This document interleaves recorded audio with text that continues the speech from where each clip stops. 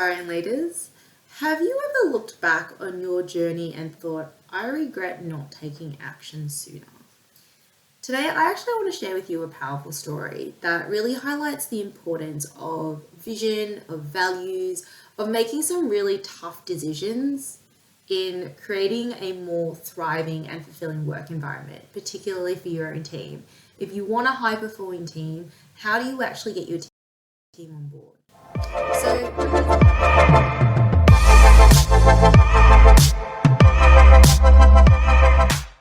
So the reason that so many people are quitting these days is that they're no longer understanding the vision of their own company.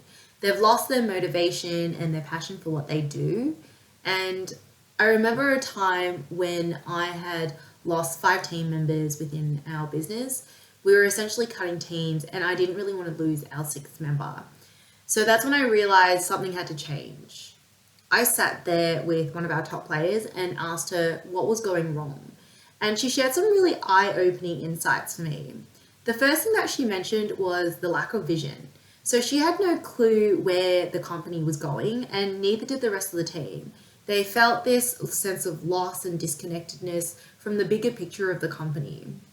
So we took immediate action. We created a compelling 5-year vision with our board of directors that would essentially help guide our every step. We shared it with the entire team, painting a vivid picture of what the future we were building together. And suddenly everything started to fall into place. People felt inspired, they felt motivated, and they were aligned with our purpose. This piece of feedback that she had shared was about the culture of blame. So she felt that we weren't really clear on the values that were guiding our actions. And she was right. We had to really look and define our own core values. Now, what's really interesting is we have these core values within the company, and they were all over posters, they were all over the internet, they were being communicated at all of our forums and town hall meetings. But what we found was it's not just about ensuring that it's posted on a wall somewhere. It had to be the foundation of everything that we do, how we get things done, how decisions are made, and how we conduct ourselves as a team. And it wasn't easy because we held each other accountable to these values, and it was really important that we created an environment where honesty, respect, and collaboration really thrive on not putting blame or pointing fingers at anybody. So what this had to show up in was how we actually conduct ourselves with our clients, right? So it was important that if we talk about integrity, do we take a really big multi-million-dollar contract and say, okay, this is how the team works, and if the team didn't work within the values of integrity, respect, and the values within the company, we had to forego the contract. It just didn't work out, and in the long run, we were going to lose team members. It wasn't going to be a very valuable relationship with the client, and it really meant that we had to hold by our own values and stand by the decisions that we make. Now, I have to be honest with you, there was a moment when we had to make this really tough call. We had to let go of a client who didn't really align with our values. It was a challenging decision because it was one of the biggest contracts that we had won, but it wasn't really necessary for the growth and success of the team. We didn't want to compromise on our values, and we wanted to hold the team and all of our board members accountable to what we stand by as the values of the organization. And you know what? The moment of discomfort was worth it because our team became stronger, more united, and more driven than ever before. We celebrated the milestones together and we supported each other through the highs and lows, and we all had an idea and direction as to what it meant for us to be a cohesive team. One more crucial element we actually incorporated into our team culture was really celebrating success.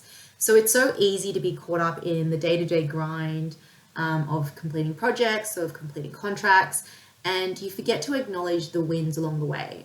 But celebrating these successes are so vital for boosting morale and motivating your team and really showing what role modeling looks like to foster such a positive work environment. We made it a habit to recognize and appreciate achievements, both big and small, and whether it was hitting a sales target, completing a challenging project, or even just reaching personal milestones. We really took the time to celebrate and acknowledge the hard work and the dedication of the team members.